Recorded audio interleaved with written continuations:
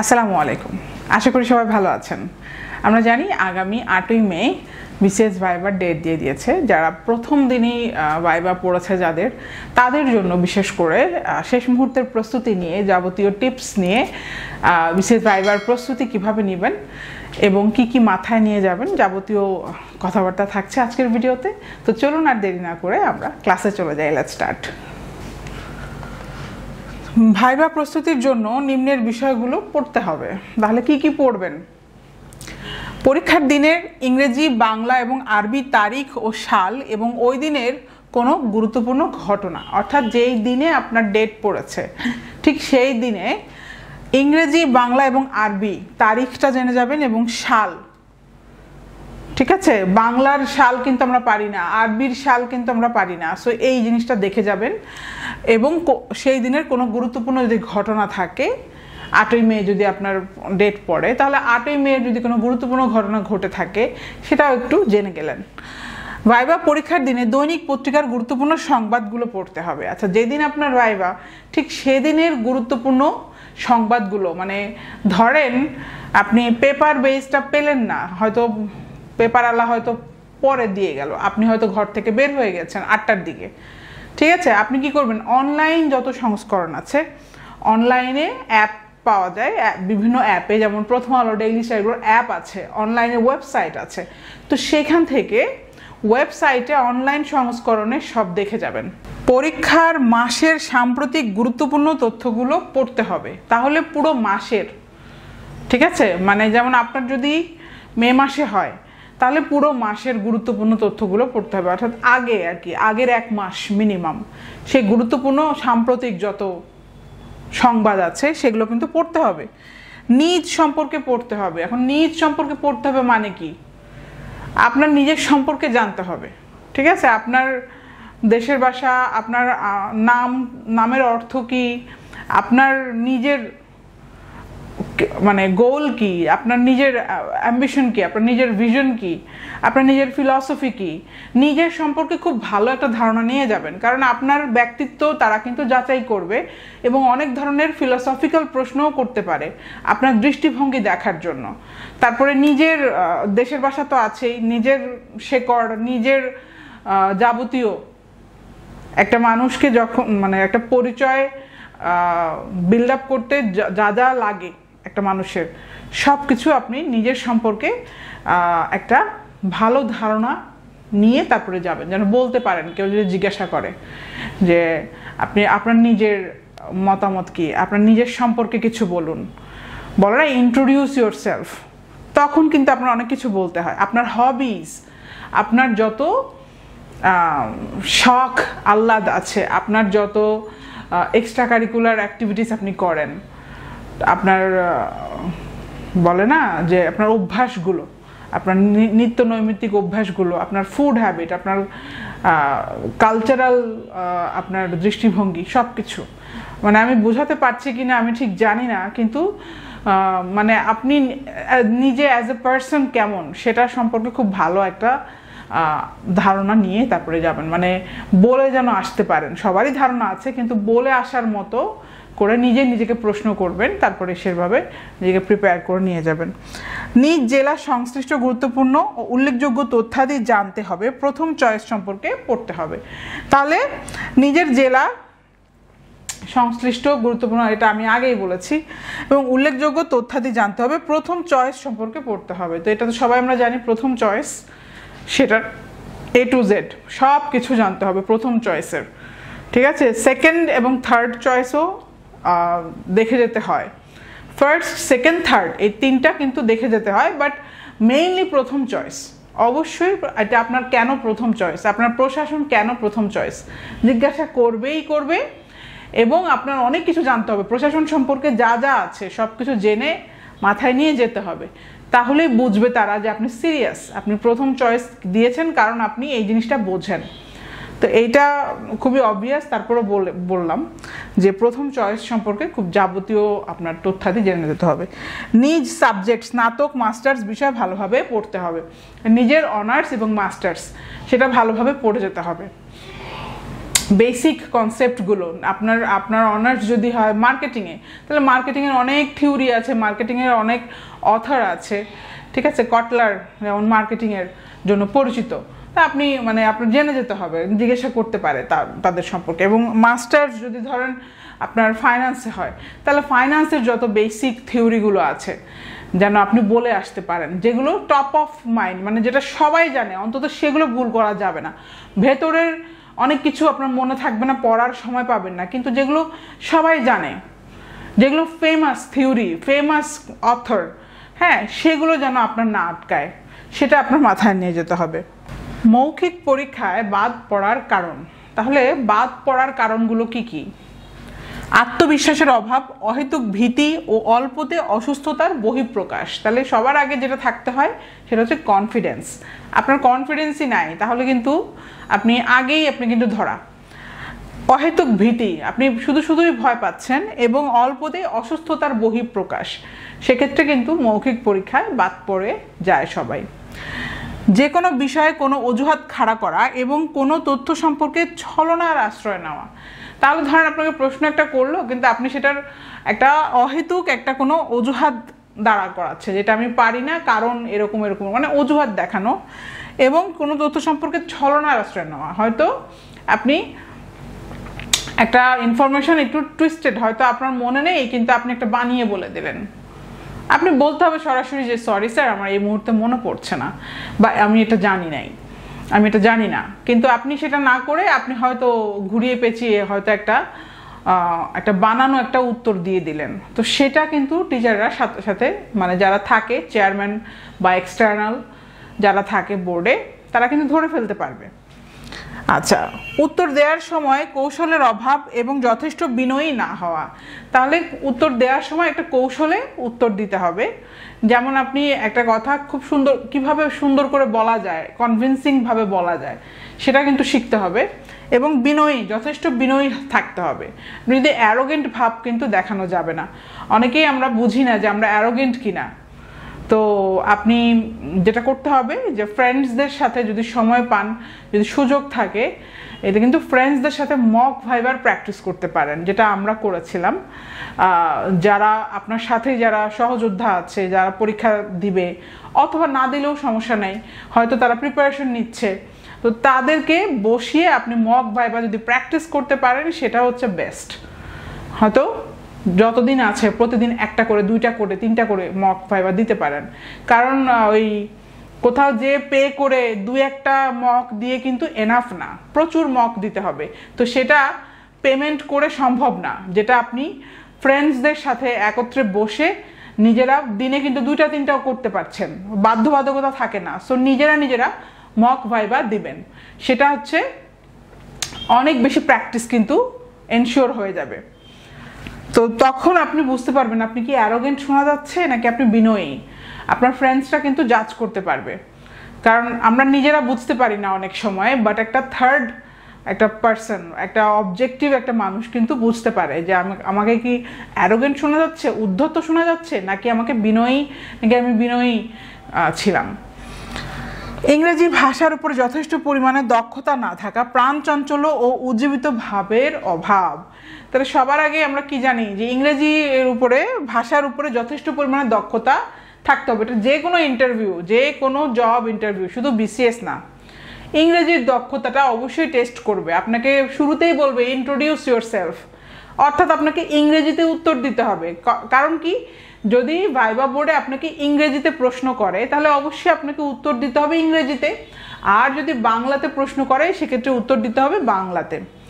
তো তাহলে আপনার ইংরেজির দক্ষতাটা সব জায়গাতেই কিন্তু প্রয়োজন, আপনার দেখবে। তো এই কারণে ভাইবা থেকে বাদ পড়ে যায়, কারণ ইংরেজিতে ভালো যদি দক্ষতা আপনার না থাকে এবং প্রাণচঞ্চল্য উজ্জীবিত ভাবের অভাব, আপনার মধ্যে কোনো এনথুজিয়াজম নাই, সেক্ষেত্রে কিন্তু ভাইবা বোর্ডে আপনাকে ভালো লাগবে না। তারা কিন্তু ভাববে তো ইয়াং মানুষ, কিন্তু এরকম কেন, মন মরা কেন, বা কোনো নেই কেন, তার মধ্যে একটা যে স্পিরিট সেটা নাই কেন।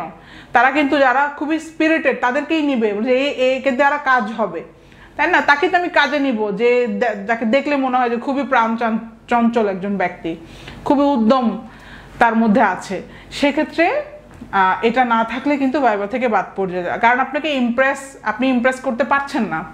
আপনার মধ্যে যদি উজ্জীবিত ভাবটা না থাকে তাহলে কিন্তু আপনি ইমপ্রেসিভ হবেন না। মন মরা কাউকে কি ভালো লাগে? সো এই কারণে ভাইভা বোর্ড থেকে বাদ পড়ে এবং সিদ্ধান্তহীনতায় ভোগা। অনেক ক্ষেত্রেই আপনাকে ডিসিশন নিতে বলবে। আপনাকে সিদ্ধান্তহীনতায় ভোগা মানে কি, ধরেন আপনাকে কোনো অ্যানালিটিক্যাল প্রশ্ন করলো, তখন আপনার মতামত দিতে হবে। তা আপনি যদি মতামত না দিয়ে যদি বলেন যে আই এম নট শিওর, অথবা I think but I am not sure, হয়তো আপনি আমার মতামতটা ঠিক মতো দিলেন না, আপনি মানে আপনার দৃঢ়তা নাই, আপনার ডিসিশনটা আপনি নিতে পারছেন না। অথবা আপনি ক্যাডার চয়েসের ক্ষেত্রে আপনাকে হয়তো জিজ্ঞেস করলে এই ক্যাডারটা কেন নিয়েছো, তখন আপনি বললেন যে এটা আসলে আমার মা বাবার পছন্দ, তাহলে কিন্তু হলো না। এটা আপনার নিজের কোনো সিদ্ধান্তহীনতায় ভোগা হয়ে গেল, যে আপনার নিজের কোনো পার্সোনালিটি নাই, আপনার নিজের কোনো চয়েস নাই, আপনি মা বাবার চয়েসে দিয়েছেন। অথবা আপনি বললেন আমার ফ্রেন্ডরা দিয়েছে তাই আমিও দিয়েছি। একেবারে এটা কিন্তু আপনার পার্সোনালিটির অভাব বোঝা যাবে, খুবই ব্লান্ডার হবে, এটা বলা যাবে না। আপনার নিজস্ব একটা দৃষ্টিকোণ থাকবে, আপনার নিজের একটা ডিসিশন থাকবে, এবং সেটাতে আপনার যথেষ্ট রিজনিং থাকবে, যেটা আপনি বলে আসতে পারবেন যে this is the reasoning, this is the decision making process. এটা আমার ডিসিশন মেকিং প্রসেস ছিল, কারণ আমি এরকম এরকম এরকম চিন্তা ভাবনা করি, এরকম এরকম আমার ভিশন, আমার ইচ্ছা। তো এই জন্য অর্থাৎ মোট কথা আপনার কি বলেন তো, পার্সোনালিটি যদি না থাকে আপনি ইমপ্রেস করতে পারবেন না ভাইভা বোর্ডকে, এবং সেক্ষেত্রে মৌখিক পরীক্ষায় বাদ পড়ে যায়। আচ্ছা, আরও কিছু কারণ আমরা দেখি। আঞ্চলিক ভাষায় কথা বলা, তাহলে এটা তো আমরা সবাই বুঝি, কিন্তু যাদের আসলে আঞ্চলিক ভাষায় অনেক টান তারা কিন্তু এটা হেল্প করতে পারে না, এবং তারা মৌখিক পরীক্ষায় এই আঞ্চলিক ভাষা সহই বলে চলে আসে। ঠিক আছে, তো সেক্ষেত্রে কিন্তু আপনার কি হয়, মৌখিক পরীক্ষায় তারা বাদ পড়ে যায়, সম্ভাবনা অনেক বেশি। আঞ্চলিক ভাষায় যদি কথা বলেন তাহলে আপনার সম্ভাবনা অনেক বেশি যে আপনি মৌখিক পরীক্ষায় বাদ পড়ে যাবেন। কারণ এটা কিন্তু আপনার দেশপ্রেম বোঝাচ্ছে না যে আপনি আঞ্চলিক ভাষায় কথা বলছেন এটা আমার আসলে দেশপ্রেম, আমার কালচার। নো, এটা আসলে বোঝাচ্ছে যে আপনি শুদ্ধ বাংলা, শুদ্ধ ইংরেজি বলতে পারেন না দেখেই আপনি আসলে আঞ্চলিক ভাষার টানে কথা বলছেন। ঠিক আছে, আমরা ঘরে আঞ্চলিক ভাষায় আপনি কথা বলতে পারেন, কিন্তু একটা জায়গায় আপনি কোথাও প্রফেশনালি যদি কোথাও যান, আপনার অবশ্যই প্রেজেন্টেবল থাকতে হবে, এবং সেক্ষেত্রে প্রেজেন্টেবল থাকার অনেক বড় একটা অংশ হচ্ছে আপনার কমিউনিকেশন স্কিল, এবং আপনার কমিউনিকেশন স্কিলটা শুদ্ধ হতে হবে। ঠিক আছে, স্ট্যান্ডার্ড হতে হবে। তো এই কারণে এটা অনেক বড় একটা সমস্যা, ইস্যু। তো যাদের এই আঞ্চলিক টান আছে তারা অবশ্যই প্রচুর প্র্যাকটিস করে করে করে করে তারপরে যাবেন। নিজেকে স্পষ্টভাবে প্রকাশে দক্ষতার অভাব ও নিম্নমানের কণ্ঠস্বর, শব্দচয়ন এবং ব্যাকরণের ভুল প্রয়োগ, খুব বেশি গুরুগম্ভীর, অতিরঞ্জিত বা সবজান্তা সুলভ ভাবের প্রকাশ। তো এগুলো হচ্ছে নিজেকে স্পষ্টভাবে প্রকাশের দক্ষতার অভাব। আপনি নিজেকে ফুটিয়ে তুলতে পারছেন না, নিজের মতামতটা আপনি ভালো মতো দিতে পারছেন না। তারপরে নিম্নমানের কণ্ঠস্বর, আপনার কণ্ঠস্বরটা বলিষ্ঠ না। আপনার কণ্ঠস্বর যে একদম পারফেক্ট হতে হবে, খুবই সুন্দর হতে হবে, নট নেসেসারিলি, বাট আপনার যে কণ্ঠস্বরই আছে সেটা আপনি খুব ভালোভাবে তুলে ধরবেন, যেন শুনতে পায়, আপনাকে যেন জিজ্ঞেস করতে না হয় কি বলেছো শুনতে পাচ্ছি না। তা এটা যদি বোর্ডেরকে জিজ্ঞাসা করতে হয় যে কি বলছো শুনতে পাচ্ছি না, তাহলে বুঝতে হবে আপনার মার্কস কমে গেছে। হ্যাঁ, আপনার মার্কস কিন্তু অনেক কমে যাবে যদি আপনি খুবই আস্তে আস্তে কথা বলেন। অনেকেই খুবই শায়, তারা খুবই আস্তে আস্তে কথা বলে, তখন যদি বোর্ডে যদি শুনতে সমস্যা হয় এটা অনেক বড় একটা ব্লান্ডার হবে। শব্দ চয়ন এবং ব্যাকরণের ভুল প্রয়োগ, আপনি যদি ব্যাকরণের ভুল প্রয়োগ করছেন, ওই যে শুদ্ধ বাংলা বললাম, শুদ্ধ ইংরেজি, শব্দ চয়ন, আপনার শব্দ চয়নটাও তারা দেখবে সেটা কি ইমপ্রেসিভ কিনা। অনেকে দেখবেন খুব সুন্দর সুন্দর শব্দ চয়ন করে কথা বলে, তাহলে কি এটা তার এক্সট্রা মার্কস পাবে। তো এটা না পারলে কিন্তু একটা নেগেটিভ ইমপ্রেশন তৈরি করবে। খুব বেশি গুরুগম্ভীর এবং অতিরঞ্জিত সবজান্তা সুলভ ভাবের প্রকাশ, তাহলে অনেক ক্ষেত্রে অনেকে গুরুগম্ভীর যদি হয়ে যায় তাহলে কিন্তু পার্সোনালিটি শো করলো না। অনেকে মনে করে গুরুগম্ভীর হলে আসলে অনেক পার্সোনালিটি, ইন্টারভিউতে ঠিক উল্টা। ঠিক আছে, ইন্টারভিউতে ভাব নেওয়া যাবে না। ইন্টারভিউতে আপনাকে থাকতে হবে হাসি খুশি, বিনয়ী এবং চঞ্চল একটা ভাব থাকতে হবে, যে না আমি আসলে স্পিরিটেড একজন ব্যক্তি। ঠিক আছে, তাহলেই টিচাররা বা চেয়ারম্যানের বোর্ডরা, হ্যাঁ চেয়ারম্যান এবং এক্সটার্নাল যারা আছে তারা ইমপ্রেস হবে। অতিরঞ্জিত বা সব জানতা সুলভ, অনেকে মনে করে সব জানতা ভাব, যে স্যার এটা আমি জানি। আপনি একটা উত্তর দিতে পারলেন না, কিন্তু আমি বললাম ও আমি তো জানতাম স্যার, আমি জানতাম কিন্তু তখন বলতে পারিনি, তখন তারা ভাবে দেখে তো সব জানতা ভাবে নিজেকে। আপনার বিনয়ের সাথে বলতে হবে যে আই এম সরি স্যার, আমি জানি না, এটা আমার এটা জানা নেই, এইটা বলতে পারতে হবে। আপনি তো সব জানতা না। কিন্তু অনেকেই বলবে যে হ্যাঁ আমি জানতাম স্যার, এটা এখন মনে পড়ছে না, আমি জানি কিন্তু মনে পড়ছে না। এইটা বললে অনেক ক্ষেত্রে নেগেটিভ একটা ইমপ্রেশন তৈরি হবে। নিজ পাঠ্য অনার্স বিষয়ের উপর যথেষ্ট জ্ঞান না থাকা, তাহলে মৌখিক পরীক্ষা বাদ পড়ার অন্যতম কারণ হচ্ছে নিজের পাঠ্য অনার্স বিষয়ে যথেষ্ট জ্ঞান না থাকা। অনেকে সময়ের অভাবে কিন্তু এটা কাভার করে যেতে পারে না। সেক্ষেত্রে কি হয়, নিজের অনার্সের বিষয়ে কিছু জিজ্ঞাসা করলে আপনি পারলেন না, তো এটা অনেক নেগেটিভ হয়ে যায়। সো এই জন্য ভাইবার প্রিপারেশন কিন্তু অনেক আগে থেকে শুরু করতে হয়। লাস্ট মোমেন্টে কিন্তু আপনি এগুলো পড়ার সময় পাবেন না। ঠিক আছে, অল্পতে ঘাবড়ে যাওয়া বা মানসিক চাপ গ্রহণে ব্যর্থতা, সুনির্দিষ্ট ও সঠিক উত্তর দিতে ব্যর্থতা এবং প্রশ্নের উত্তর তথ্যবহুল না হওয়া। এখন অল্পতেই আপনি ঘাবড়ে গেলেন, মানসিক চাপ গ্রহণে ব্যর্থতা। ঠিক আছে, আপনাকে অনেক ক্ষেত্রেই তারা রুড বিহেভ করতে পারে আপনাকে টেস্ট করার জন্য, যে ও আসলে নিতে পারে কিনা। প্রশাসনে যারা যায়, যারা অ্যাডমিন ক্যাডার হয়, তাদের তো অনেক কিছু ডিল করতে হয়, অনেক মেন্টালি স্ট্রেসফুল একটা জব। তো এই কারণে ভাইভাতে যাদের প্রশাসন পছন্দ তাদেরকে কিন্তু টেস্ট করতে পারে, খুবই রুড বিহেভ করতে পারে। সেক্ষেত্রে আপনি হ্যান্ডেল করতে পারছেন কিনা সেটা তারা দেখবে। তো যারা ঘাবড়ে যায় তারা কিন্তু মৌখিক পরীক্ষায় বাদ পড়ে যাবে।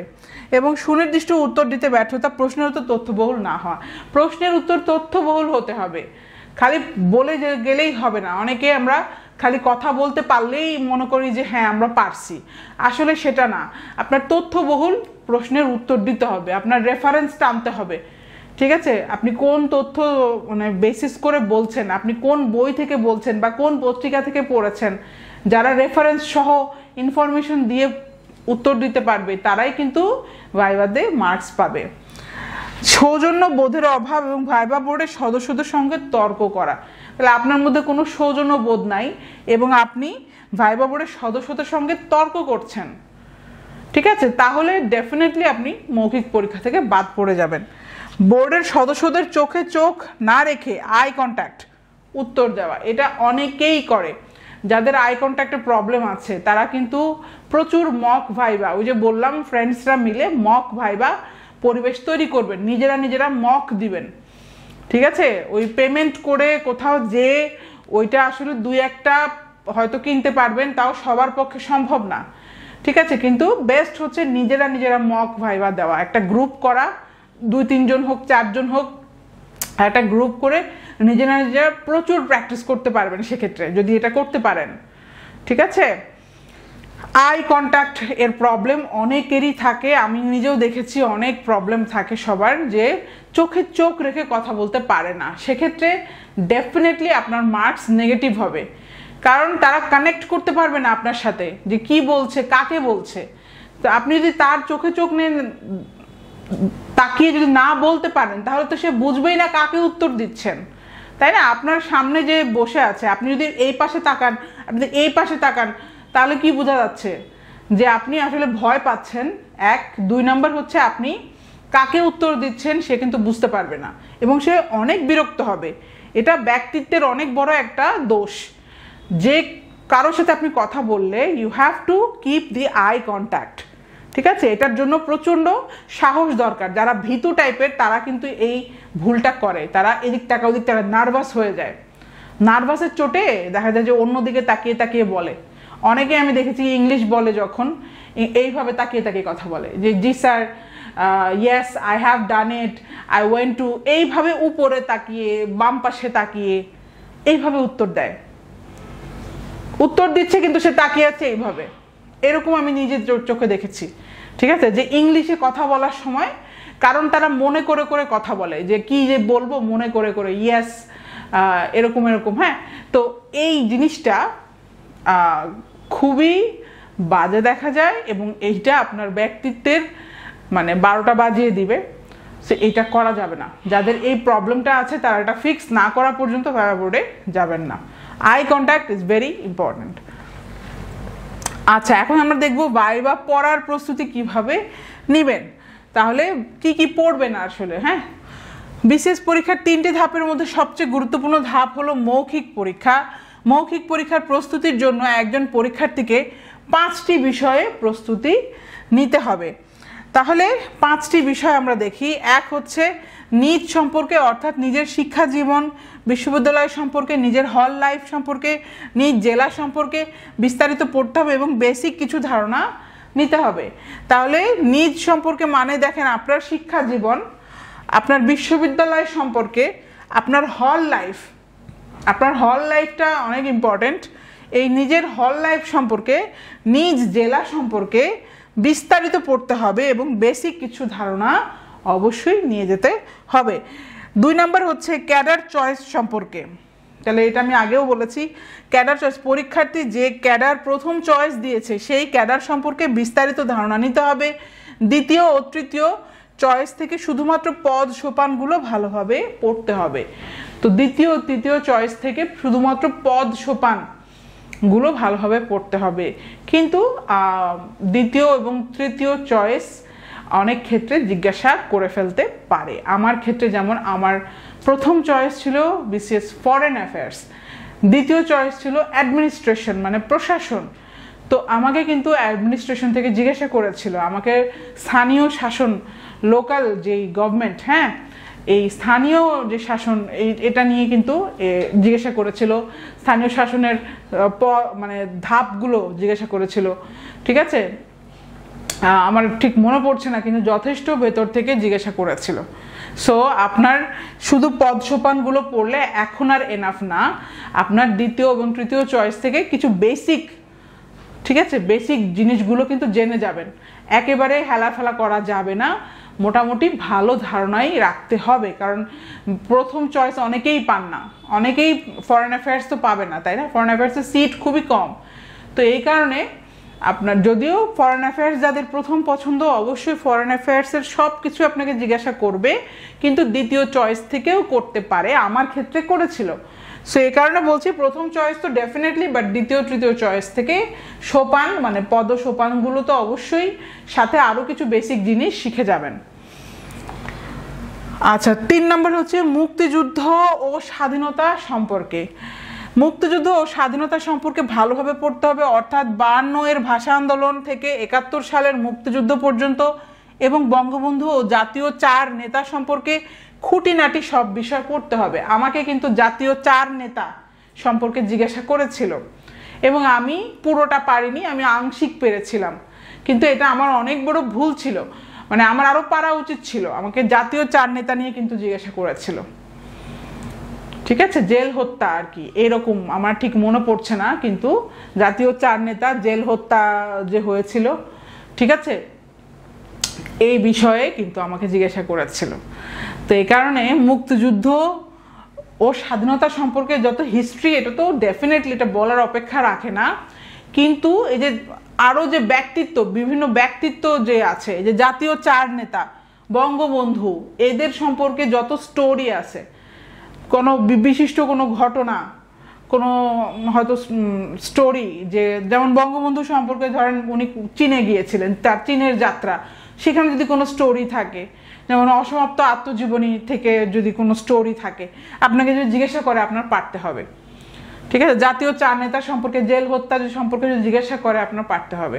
তো এই জন্য এগুলো প্রিপারেশন নিশ্চয়ই আমি আশা করি এতদিনে আপনি নিয়ে ফেলেছেন, কারণ 8 তারিখে হচ্ছে আমাদের শুরু।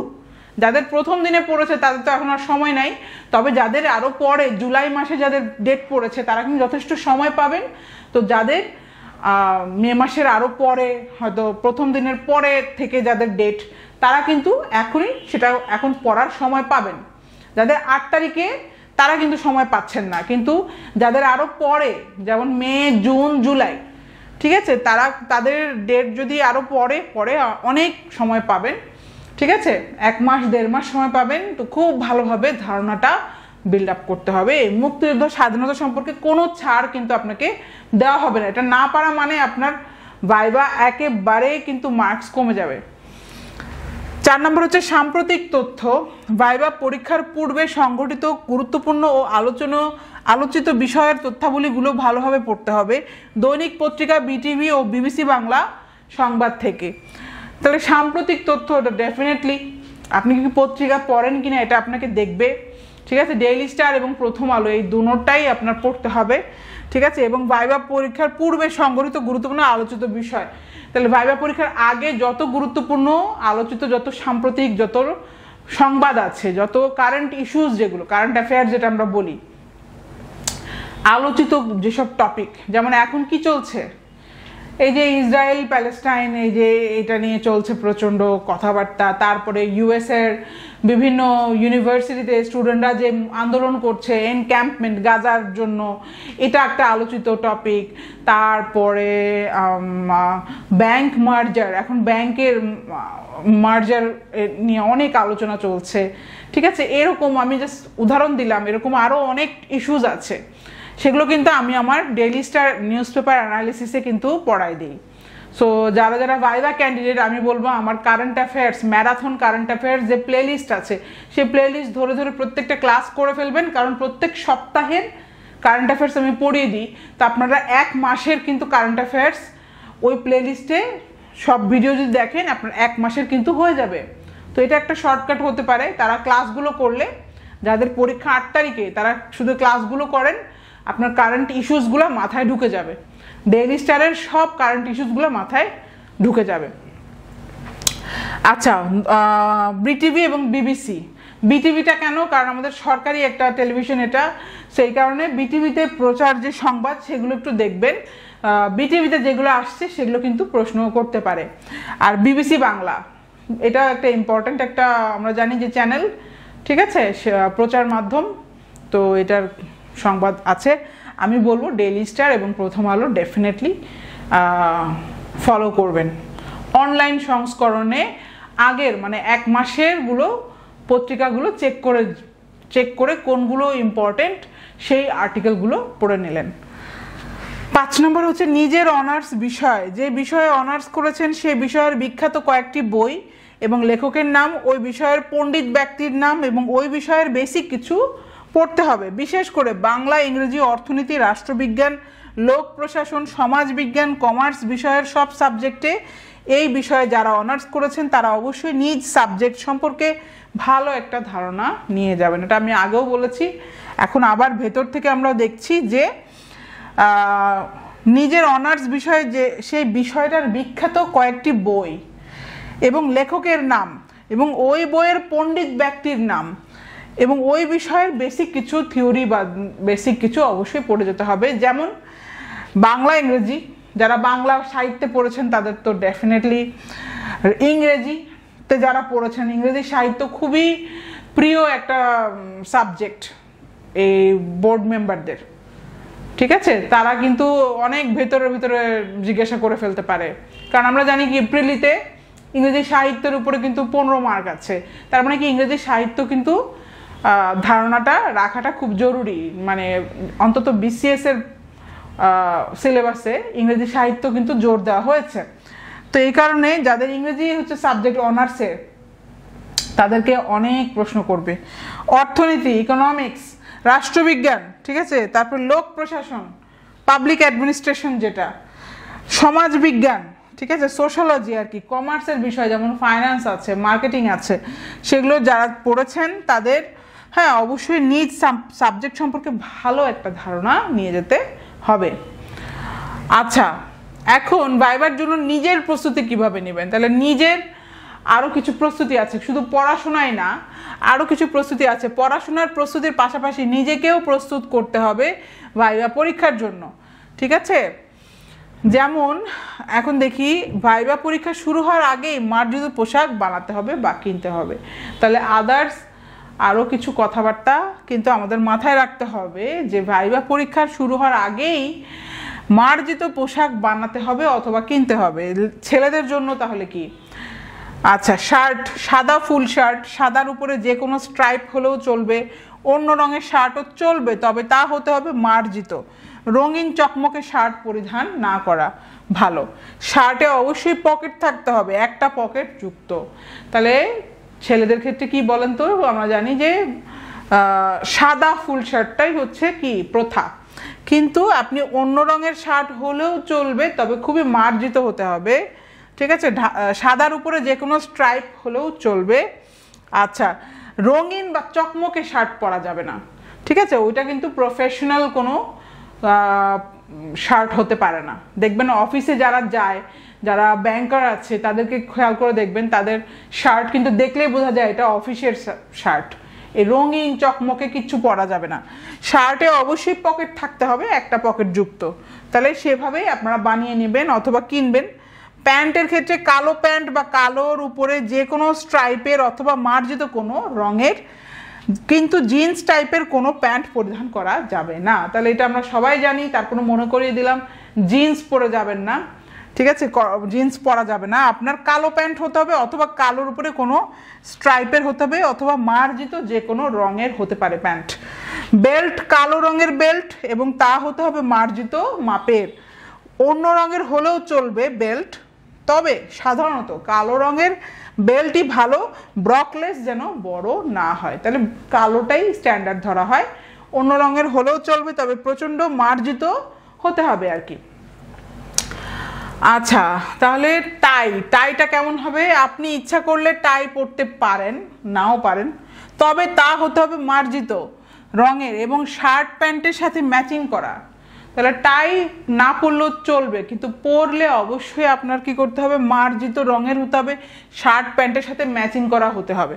টাইয়ের ক্লিপ থাকলেও চলবে, না থাকলেও কোনো সমস্যা নেই। যারা টাই পরতে অভ্যস্ত না, তারা ভাইবা পরীক্ষার আগেই কয়েকবার অনুশীলন করবেন। তাহলে টাইয়ের ক্লিপ থাকলেও চলবে, আবার না থাকলেও কোনো সমস্যা নেই। তবে এই যে যারা টাই পরতে অভ্যস্ত না, তারা কিন্তু অবশ্যই প্র্যাকটিস করে যাবেন। এই যে পরীক্ষার আগে কয়েকবার অনুশীলন করতে পারেন। আপনাকে আপনার টাই দেখে বলতে পারে, এই তুমি টাই বাঁধতে পারো, দেখি তো বেঁধে দেখাও, এরকমও হতে পারে। টাই কেউ কি পরিয়ে দিয়েছে নাকি টাই নিজে পরেছো, এটাও কিন্তু তারা পরীক্ষা করতে পারে, ইউ নেভার নো। সো এই জন্য প্র্যাকটিস করে যাবেন। যারা টাই পরতে পারেন না, তারা টাই পরাটা অনুশীলন করে যাবেন। ঘড়ি, তাহলে ঘড়ি পরতে পারেন, তবে তা মার্জিত মাপের হতে হবে। অনেক বড় ঘড়ি, যেমন ফিতা অনেক মোটা বা ঘড়ির মনিটর অনেক বড় পরা যাবে না। আমরা জানি যে টিনেজাররা কিন্তু ঘড়ি পরে এত বড়, ঠিক আছে, এত বড় গোল একটা থাকে, ঠিক আছে, হ্যাঁ, এই মনিটর থাকে, তারপরে বেল্ট থাকে ইয়া মোটা, ঠিক আছে। অনেকে বড়রাও অনেকেই পরে, যারা শৌখিন অনেক বেশি ঘড়ি নিয়ে, ঠিক আছে, অথবা যাদের মধ্যে মানে একটা প্রভাব আছে যে বিভিন্ন তারা ঘড়ি কালেক্ট করে, তো ওই রকম কোনো ঘড়ি কিন্তু পরা যাবে না, ঠিক আছে। আপনার পড়তে হবে একটা মার্জিত মাপের একটা ঘড়ি। একটা অফিসে যাওয়ার যারা অফিসার, তাদের ঘড়ি লক্ষ্য করবেন, যারা ব্যাংকার, যারা কর্পোরেট চাকরি করে, তাদের ঘড়ি দেখবেন, ঠিক আছে। অথবা আপনি যে কোনো শোরুমে যে কেনার সময় যারা বিক্রি করে তাদেরকে জিজ্ঞাসা করবেন যে কর্পোরেট দেখাও, ঘড়ি দেখাও, অফিসের ঘড়ি দেখাও, ঠিক আছে, তাদের ধারণা আছে। তো এই জন্য ঘড়ি পরতে পারেন, পরলে আরও ভালো, কিন্তু অবশ্যই সেটা কী হতে হবে, মার্জিত হতে হবে। কলম, শার্টের পকেটে অবশ্যই একটা কলম রাখবেন, খুব বেশি দামি কলম রাখবেন না। আচ্ছা, শার্টের পকেটে একটা কলম রাখতে পারেন অবশ্যই, কিন্তু দামি কলম হলে কিন্তু আবার হবে না। জুতা, কালো রঙের অক্সফোর্ড শু কিনবেন অথবা মার্জিত ডিজাইনের কালো রঙের শু কিনবেন। যে কালো রঙের অক্সফোর্ড, এটা কিন্তু ছেলেদের জন্য, তাহলে অক্সফোর্ড শু কিনবেন ছেলেরা, কালো রঙের এবং মার্জিত ডিজাইনের হতে হবে, হ্যাঁ, কালো রঙের শু কিনবেন। ডিজিটাল টাইপের শু পরবেন না, কারণ আপনি একজন কর্মকর্তা হতে যাচ্ছেন। তাহলে আপনি যেহেতু কর্মকর্তা মানে অফিসার হবেন, আপনার কিন্তু ডিজিটাল টাইপের কোনো শু পরা যাবে না। তাহলে এখন স্যুট নিয়ে আমরা একটু দেখি। শীতের দিনে ভাইবা যদি হয়, স্যুট পরবেন। স্যুট পরলে অবশ্যই টাই পরবেন। স্যুট অবশ্যই মার্জিত রঙের হতে হবে এবং চকচকে কোনো রঙের স্যুট পরা যাবে না। কালো বা মার্জিত রঙের স্যুট হলে ভালো, স্যুট পরতেই হবে এমন কোনো বাধ্যবাধকতা নেই। আমরা জানি যে এখন যেই ভাইভাগুলো হবে সেগুলো তো আর শীতের দিনে না, কিন্তু যদি শীতের দিনে হতো সেক্ষেত্রে আমরা স্যুট পরতাম, অবশ্যই টাই পরতাম, কিন্তু স্যুট যে পরতেই হবে এমন কোনো বাধ্যবাধকতা নেই। আর স্যুট পরলে অবশ্যই কালো রঙের অথবা মার্জিত কোনো কালারের পরা যাবে। আচ্ছা, পায়জামা পাঞ্জাবি, যারা পায়জামা পাঞ্জাবি পরবেন তাদের ক্ষেত্রে পায়জামা পাঞ্জাবি সাদা রঙের হলে ভালো, তবে অন্য কোনো মার্জিত রঙের হলেও চলবে। অধিক কারুকার্যময় পাঞ্জাবি পরিধান না করাই ভালো। শীতের দিন হলে পাঞ্জাবি উপরে কোটি পরিধান করা ভালো। তাহলে অনেকেই আছেন যে রিলিজিয়াস কারণে পাঞ্জাবি পায়জামা কিন্তু পরে যাবেন, তো তাদের ক্ষেত্রে কি হবে, সাদা রঙের পরলে ভালো। আর শীতের দিন যদি হতো তাহলে আপনি একটা কোটি পরে যেতে পারতেন। এই হচ্ছে মোট কথা, সাদা রং পরলে ভালো, তবে অন্য কোনো মার্জিত রঙের পরলেও চলবে। আচ্ছা, মেয়েদের জন্য তাহলে কি প্রিপারেশনটা হবে? সালোয়ার কামিজ পরিধান করলে মার্জিত রঙের হতে হবে, তাহলে সালোয়ার কামিজ যারা পরবেন তাদের মার্জিত রঙের পরতে হবে, ঠিক আছে। শাড়ি পরিধান করলে মার্জিত রঙের শাড়ি পরিধান করবেন। অত্যধিক চকমকে রঙের শাড়ি পরিধান করবেন না, খুব বেশি দামি শাড়িও পরবেন না। অর্থাৎ শাড়ি পরবেন খুবই মানে যারা অফিসে যান তাদেরকে লক্ষ্য করলে দেখবেন যে অফিসিয়াল শাড়ি দেখলেই বোঝা যায় যে উনি অফিসার, ঠিক আছে। আপনি চকমকে শাড়ি পরলে মনে হবে যে পার্টিতে যাচ্ছেন, তারপরে দামি শাড়ি পরলেও মনে হবে যে কি আমরা কি অফিসে অনেক দামি শাড়ি পরে যাবেন, তাহলে তো কমফোর্টেবল ফিল করবেন না, ঠিক আছে। সো কোনো অনেক দামি শাড়িও পরা যাবে না। শাড়ি পরিধান করলে মার্জিত রঙের, ঠিক আছে, যেগুলো চকমকে না, যেমন হালকা অফ হোয়াইট হতে পারে, হালকা গোলাপি হতে পারে, ঠিক আছে, হালকা সাদা, সাদা তো বললামই, আপনি মানে হালকা সবুজ, হালকা নীল, আকাশি, এগুলো, ঠিক আছে, মার্জিত রঙের, যেগুলো দেখলেই আপনার বোঝা যায় যে হ্যাঁ অফিসে যাচ্ছে, সেরকম শাড়ি পরতে হবে। সালোয়ার কামিজ বা শাড়ি যেটাই পরিধান করবেন ম্যাচিং করে পরিধান করবেন। কানের দুল বা গলার চেন মার্জিত মাপের হতে হবে, অত্যধিক বড় মাপের পরা যাবে না। কানের দুল বা গলার চেইন যদি থাকে সেটা যেন ছোট্ট হয় আর কি, মানে দেখে যেন অত বেশি চোখে না পড়ে, অনেক বড় বড় পরা যাবে না, ঠিক আছে।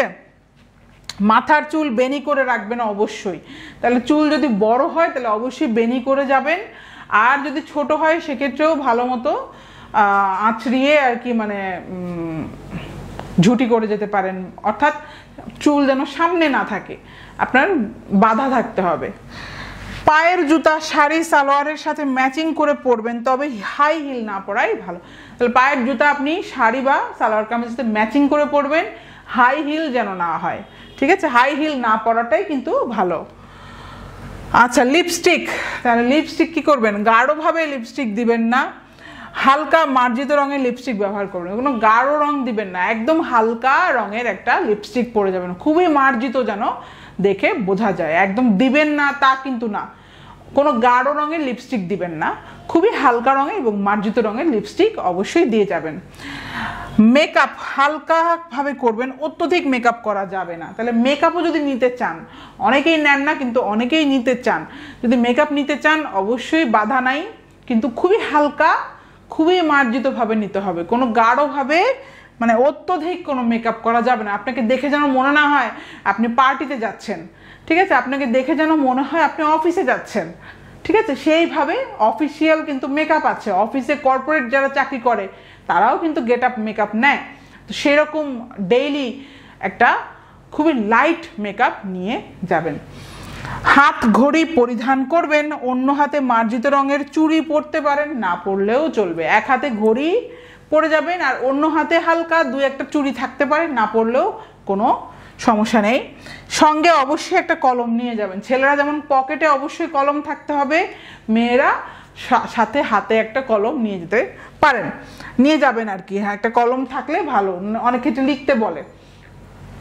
শীতের সময় হলে মার্জিত রঙের শীতের বস্ত্র পরিধান করবেন, পরিধান না করলেও চলবে, অনেক ক্ষেত্রে শীতের সময় মেয়েরা কিন্তু আবার শাড়ির উপরে ব্লেজারও পরে, ঠিক আছে, তো সেটা না পরলেও চলবে, যদি শীতের দিন হয় আপনি পরতে পারেন আর কি।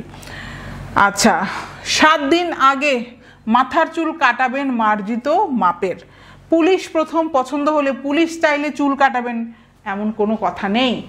আপনি 7 দিন আগে মার্জিত মাপের চুল কাটাবেন, আগেই কাটতে হবে, কারণ চুল কিন্তু সেট হতে সময় লাগে। না হলে আপনি যদি আগের দিন কেটে যান, বোঝা যায় যে চুল কেটে এসেছে, দেখতে খুবই খারাপ দেখা যায়। তো অবশ্যই 7 দিন আগে মার্জিত মাপের চুল কাটবেন। আর যদি পুলিশ পছন্দ হয়, ছেলেরা একবার পুলিশ কাট দিয়ে যাবেন, এটা কিন্তু কোনো প্রয়োজন নেই। আচ্ছা, পরীক্ষার দিনে দাড়ি গোঁফ কেটে পরিষ্কার পরিচ্ছন্ন থাকবেন, হাতের নখ বড় হলে ছোট করবেন। তাহলে এটা হচ্ছে অবশ্যই ছেলেদের জন্যই, আমরা বুঝতে পারছি যে পরীক্ষার দিনে দাড়ি গোঁফ কেটে পরিষ্কার পরিচ্ছন্ন থাকবেন, হাতের নখ বড় হলে ছোট করবেন। তো এটা ছেলেদের জন্য, এটা অবশ্যই মেয়েদের জন্য তো না। আচ্ছা, পরীক্ষা, ভাইবা পরীক্ষার জন্য করণীয় বিষয়, তাহলে আরও কিছু করণীয় বিষয় আমরা দেখব। আপনার পছন্দের প্রথম ক্যাডার সম্পর্কে বিস্তারিত পড়তে হবে। ক্যাডার কেন পছন্দ করেন ইংরেজিতে পড়বেন। ক্যাডারটির সংক্ষিপ্ত ইতিহাস, ক্যাডারটির কাজ, পদসোপান ইত্যাদি বিষয়ে স্বচ্ছ ধারণা থাকতে হবে। দ্বিতীয় এবং তৃতীয় পছন্দের ক্যাডার সম্পর্কে, ক্যাডারগুলোর পদসোপান এবং বেসিক কিছু বিষয় জানতে হবে। এটা আমি আগেও বলেছি, এখানে জাস্ট রিপিট হয়ে গেল। প্রথম ক্যাডার সম্পর্কে কি কি করতে হবে সেটা এখানে বলা আছে।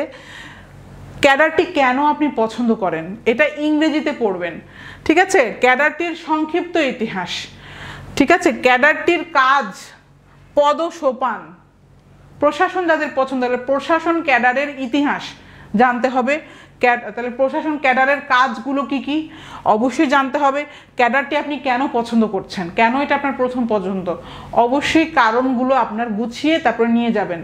তারপরে ক্যাডারের পদসোপানগুলো, প্রশাসন ক্যাডারের যত পদসোপান আছে অবশ্যই মুখস্থ থাকতে হবে। আমাকে জিজ্ঞাসা করেছিল, ঠিক আছে, স্থানীয় শাসনের পদসোপানগুলো, প্রশাসনের পদসোপান, ফরেন অ্যাফেয়ার্সের পদসোপানগুলো আমাকে জিজ্ঞাসা করেছিল।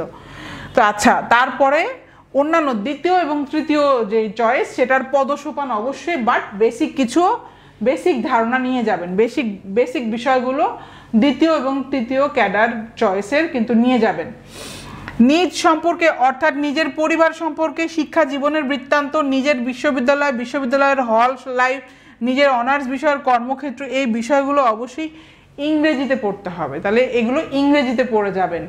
নিজের সম্পর্কে, নিজের পরিবার সম্পর্কে, আর শিক্ষা জীবনের বৃত্তান্ত, নিজের বিশ্ববিদ্যালয় এবং বিশ্ববিদ্যালয়ের হল লাইফ, অনার্স বিষয়ের কর্মক্ষেত্র, এগুলো ইংরেজিতে প্রিপেয়ার করে নিয়ে যাবেন, ঠিক আছে। নিজ জেলা সম্পর্কে, নিজ জেলার আয়তন, সীমানা, দর্শনীয় এবং ঐতিহাসিক স্থান, নদী ও নদীবন্দর, বিখ্যাত ব্যক্তিত্ব, রাজনৈতিক বিজ্ঞানী, দার্শনিক, বিখ্যাত নাট্যকার, ঔপন্যাসিক, কবি, শিল্পী এবং জেলার মুক্তিযুদ্ধ সম্পর্কে ভালোভাবে পড়তে হবে। আমি যেমন জেলা ব্র্যান্ডিং কিন্তু সিরিজ অলরেডি শুরু করে দিয়েছি।